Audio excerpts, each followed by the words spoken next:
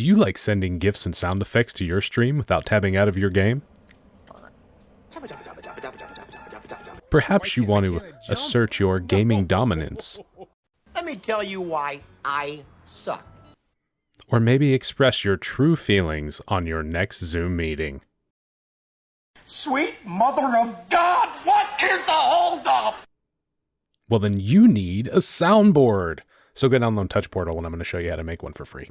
To get started creating a soundboard on Touch Portal, I'm going to assume that you already have it connected to your PC. I'm starting with a blank main page. And the first thing we're going to do is we're going to create a new page.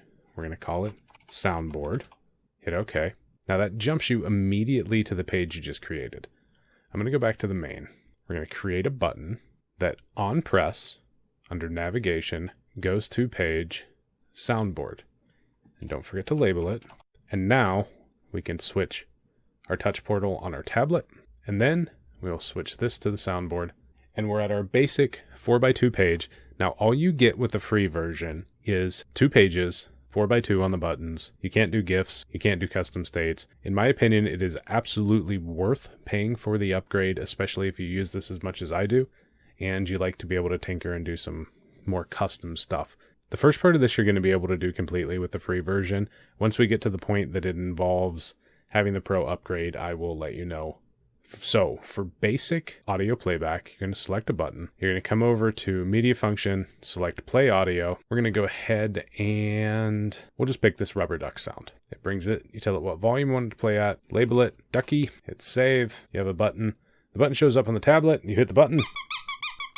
It plays the ducky. Now, if that's all you're worried about and you don't want to be able to stop it or do any extras or care about tabs, that's your basic audio playback. You can create as many buttons as you can fit. You can create different pages, but in order to more replicate what I liked about the GoXLR and being able to select a sound and then stop it, we're going to go in, we're going to add some logic to this button. We are going to put in an if statement. If this button state is off, we're going to move the play audio in there. We are going to change the button state to on.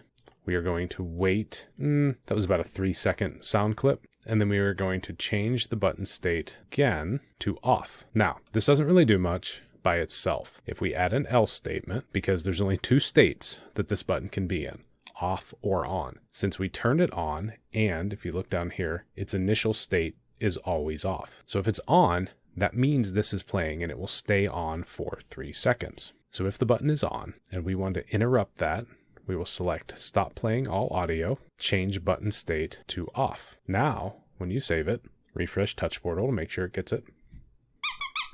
You can stop it mid-playback. But what if you want to know, looking at the button, which sound is playing, especially if you have some longer sound clips that you may want to play? That's where the Events tab comes in. You come over, and we're going to add some more logic. When button state changes to on, we are going to change button visuals. Let's say we will change the background color to, green. This shade of green right here. You hit sync, that'll bring the 2 colors together so it's not a gradient. Hit save. Now that's all well and good when the button is on, but remember, it switches back off. So we're going to need another when button state changes to off, change button visuals, and we keep this transparent right now. That's our default choice. So we will switch it back to transparent. You'll save. We'll refresh this again. Now when we hit play, turns green for 3 seconds, turns off. You can play with the timing on that if your sound clips are shorter and longer to try and match them up. But you hit play, it immediately turns off, changes the button background. If you want, you can always use full icons for these buttons. The same thing would apply if you want to just leave an icon, change the background for playing. There's so much you can change in the visuals. You can change the size, you could change the corners, all sorts of things to give you any indication that you want. That's your basic soundboard. Now we're going to need to have the pro version in order to do the tabs that I showed you earlier and to just frankly have more buttons. So I'm going to increase this grid size to a 6x3. Move the ducky down here. First thing we're going to add is a custom state. I'm going to call this state. The ID can be anything you want. It has to be unique. I'm just going to call it SNDBRD, name it Soundboard. We're going to set the default value to 1. The default value is when you start Touch Portal, where it's going to be. So we go ahead and save that. We're going to create a button here with a label of 1. Now, on press, we are going to set custom state to 1. We want an indication that that's what we selected. So similar to what we're doing with the playback, we're going to go to the on event tab in the button. When custom state changes, so when soundboard changes to 1, we will change the visuals of the button. So let's say we make the background blue. Sync that, add. Now, remember, we need it to change back. So we have to put in another when custom state changes, when custom state for soundboard does not change to 1.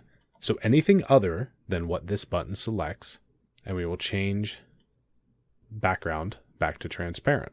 Save that. Now we're going to copy this button, and we are going to paste it 2 more times.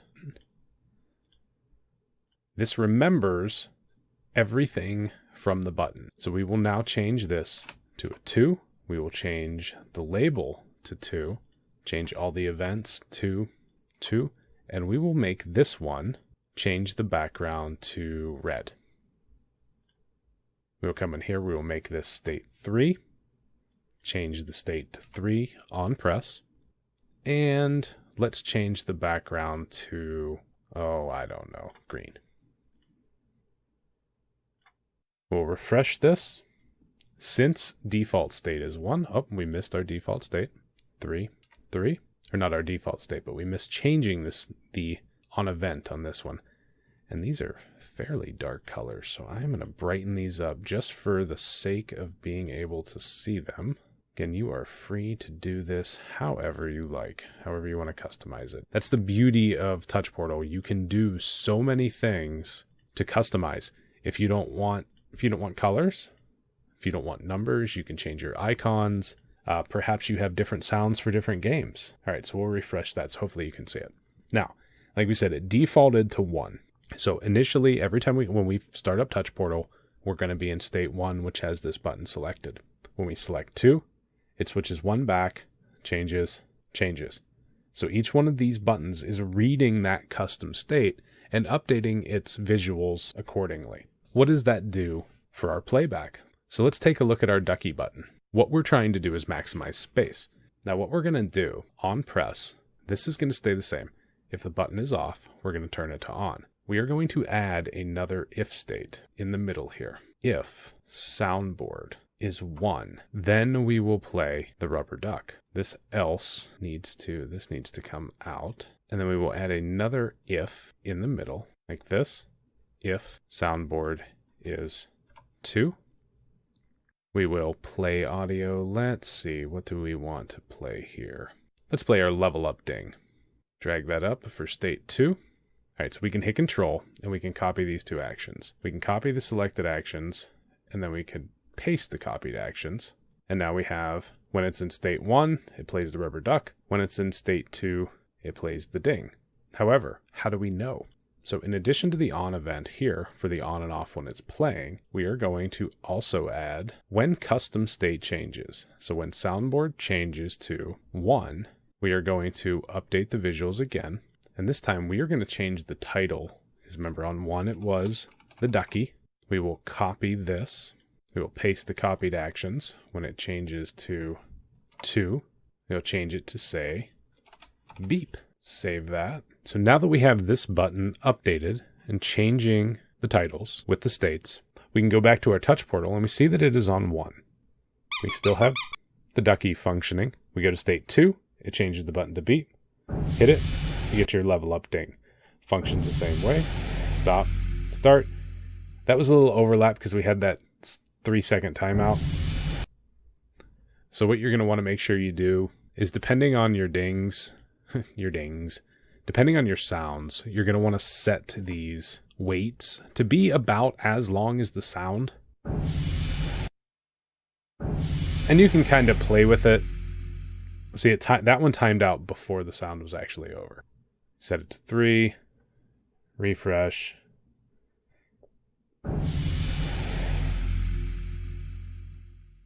It went out about the right time. So custom states give you a lot of power to be able to tweak what is where. And the really nice thing about it is once you have a button set up, so for this instance, we can paste the copied actions. Now we have 3 states. We can change the title to empty, save it. And now when we go to 3, we have empty. We know there's nothing there. We can copy this button. We'll paste it here. We will change our base label to, let's say, sound 2, change all of our states to empty, take our sounds out, copy those actions, paste them in.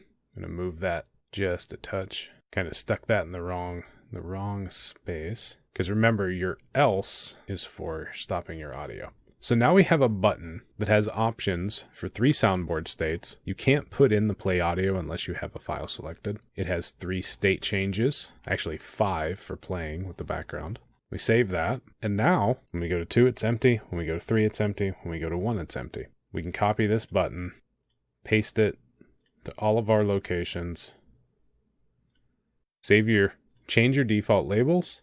These are just placeholders because you should never see them except on this page when it initially updates. And then once it goes to state 1, you see you have Ducky.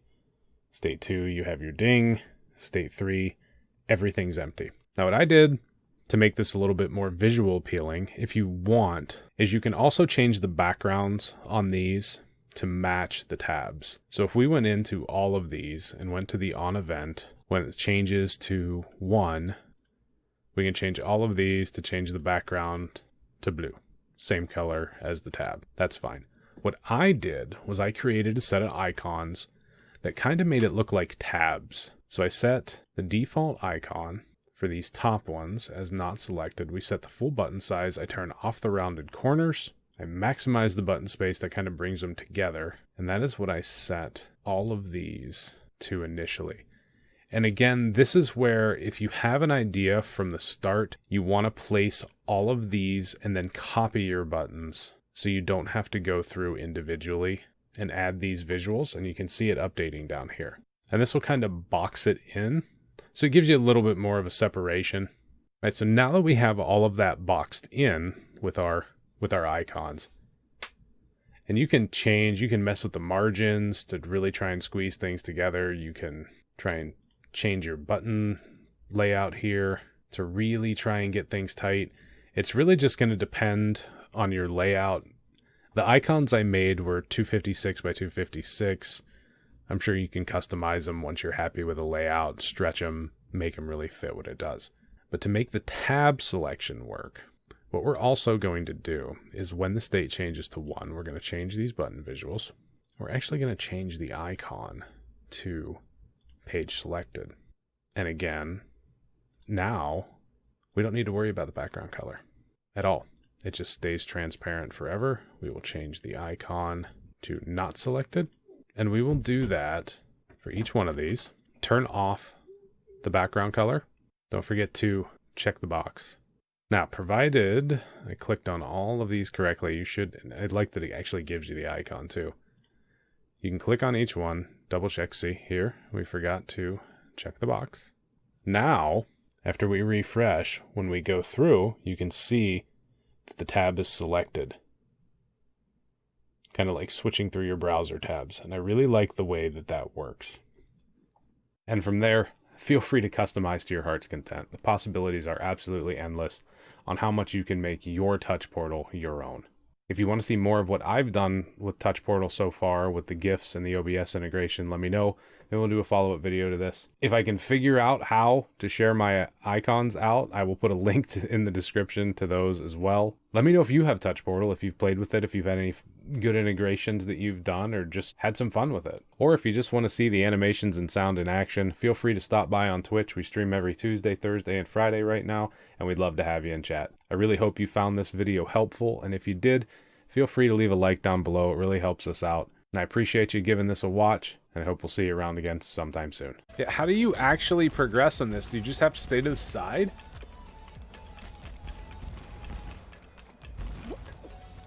No.